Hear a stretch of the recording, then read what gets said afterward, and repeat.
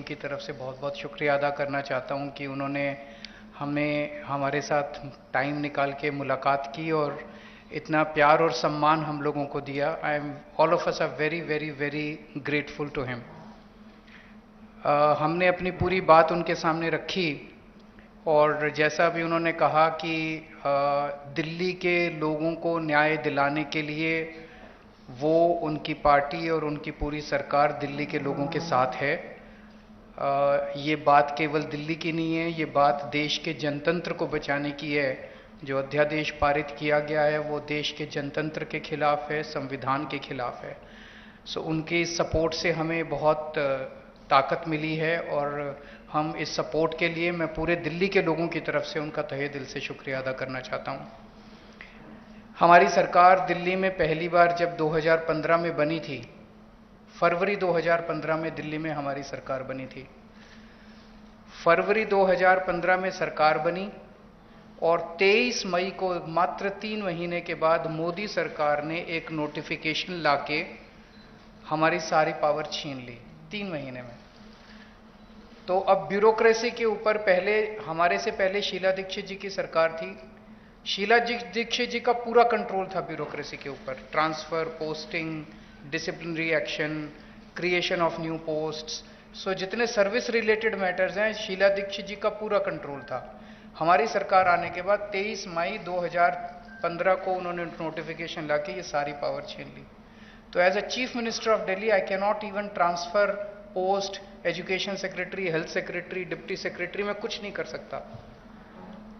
वो सारी पावर छीनने के बाद 8 साल तक दिल्ली के लोगों को उन्होंने अपंग करके रखा। हम दिल्ली के लोग 8 साल तक कोर्ट दर court, high court, supreme court लड़ते रहे। 8 साल की हमारी लड़ाई के बाद 11 मई को, अभी पिछले कुछ दिन पहले, सुप्रीम कोर्ट की संविधान कॉन्स्टिट्यूशन बेंच ने, 5 जजों ने मिलकर 5-0 से दिल्ली के लोगों के हक में फैसला दिया। 8 साल की लड़ाई के बाद दिल्ली के लोगों को न्याय मिला कि उनकी चुनी हुई सरकार को काम करने का अधिकार मिला। हमें 8 साल लग गए उस नोटिफिकेशन को कैंसिल कराने में और न्याय लेने में। उसके 8 दिन के अंदर 11 मई को ऑर्डर आया सुप्रीम कोर्ट का। 19 मई को मोदी सरकार ने ऑर्डिनेंस लाके सुप्रीम कोर्ट के ऑर्डर को निरस्त कर दिया, पलट दिया। पूरे देश भर में लोग कह रहे हैं कि जिस देश का प्रधानमंत्री सुप्रीम कोर्ट को नहीं मानता, सुप्रीम कोर्ट के आदेश को नहीं मानता, फिर न्याय लेने के लिए लोग कहां जाएंगे? अगर देश का प्रधानमंत्री कहता है कि मैं सुप्रीम कोर्ट के आदेश को नहीं मानता और कानून लाके वो आदेश को पलट देता है, तो फिर तो न्याय के लिए कोई जगह नहीं बच जाती है। कहां जाएंगे फिर लोग न्याय लेने के लिए? फिर तो कोई अंतिम चीज ही नहीं है। वो प्रधानमंत्री जी कहते हैं मैं नहीं मानता सुप्रीम कोर्ट को, ऐसे देश कैसे चलेगा? ये तो बिल्कुल गलत है। अब ये अध्यादेश लाके वापस सारी पावर छीन ली।